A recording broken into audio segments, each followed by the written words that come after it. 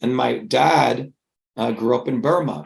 Many of you may know in World War II, Burma was at the center of the fight between the so-called allies and the other side, right? Japan, etc. And my dad never saw a book until he was 10 years old.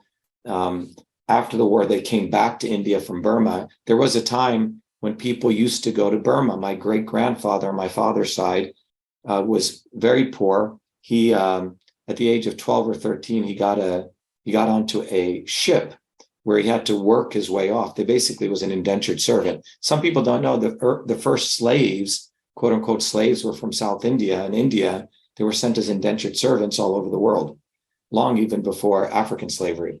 So my great-grandfather was one of these indentured servants who went to Burma. He apparently worked so hard on the ship. Typically, you had to be there in bondage for 3 years. They let him go. And then in Burma, he did whatever job he could get.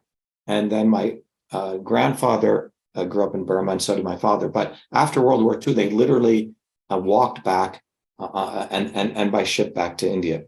So my dad didn't see a book until he was like 10 years old. Very smart. He studied under a mango tree with a very, very nice teacher in this village who taught him everything. He ended up becoming an engineer. And my mom and my dad met in Bombay. Now, if you've ever been to Bombay, Bombay is quite fascinating. It's a world within worlds. You know, you'll see, I'm sure you see pictures like this, but I assume you guys can see this, but, you know, you see all diversity, right? You see cows on the street, rickshaws, people with Armani suits, everything.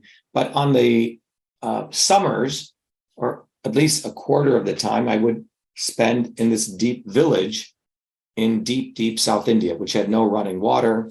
And these were the pictures that you would see there. You know, these very interesting. Every village always has a temple, a Shiva temple, interesting enough.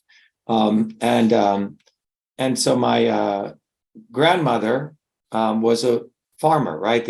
I would see her out in the fields planting rice like this. And this was a picture of her in her Sunday best. But on the weekends, she was the village healer.